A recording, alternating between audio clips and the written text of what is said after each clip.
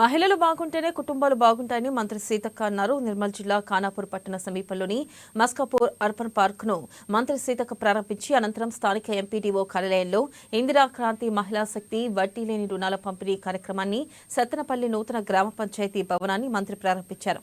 మహిళలు అన్ని రంగాల్లో రాణించాలని ప్రభుత్వం ఇందిరా క్రాంతి మహిళా శక్తి పథకం ద్వారా మహిళలకు వడ్డీ లేని రుణాలు అందించే కార్యక్రమాన్ని చేపట్టిందన్నారు. కుటుంబాన్ని బ్యాలెన్స్ చేసే శక్తి ఒక మహిళకే ఉంటుందన్నారు. మహిళలకు 60 కోట్ల రూపాయల వడ్డీ లేని రుణాలను అందిస్తున్నామన్నారు. మారుమూల ప్రాంతాల అభివృద్ధి చెందితేనే దేశం అభివృద్ధి చెందుతుందని తెలిపారు. కాంగ్రెస్ ప్రభుత్వంతోనే రాష్ట్రంలో అభివృద్ధి సాధ్యమవుతుందని చెప్పుకొచ్చారు. ఈ కార్యక్రమంలో ఖానాపూర్ ఎమ్మెల్యే బొచ్చు, ఎమ్మెల్సీ విఠల్, కలెక్టర్ అభిలాష అభినవ్, ఇక జిల్లా మండల అధికారులు, స్థానిక నాయకులు తదితరులు పాల్గొన్నారు. పెట్టున్న కాడనే చెట్టు కాదు, ఏం లేని కాడ పెట్టండి అని చెప్తే వాళ్ళు కూడా మన గ్రామాలకు వస్తున్నారు. ఇక కొంతమందికి పిల్లలకు మరి ఉద్యోగ అవకాశాలు కూడా కల్పిస్తూ ఉన్నారు. అదేవిధంగా ఇక్కడే ట్రైనింగ్స్ ఇచ్చి ఆ పిల్లలకు నెలకు ఒక 20,000 రూపాయలు సంపాదించుకునే రకంగా కూడా కొన్ని కంపెనీలు ముందుకు వచ్చినాయి.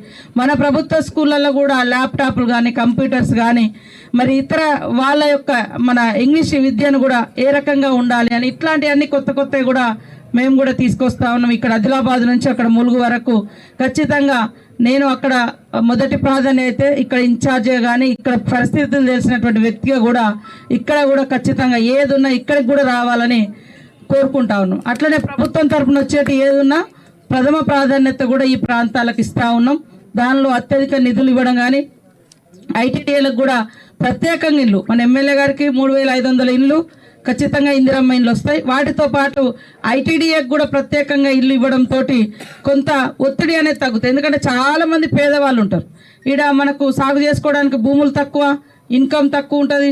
మరి 5 లక్షలు పెట్టి సొంత ఇల్లులు కట్టుకోవాలన్నా కూడా కట్టుకోలేక ఆ గుడిసెళ్లలో ఉంగిపోయినటువంటి పెంకటిళ్లలో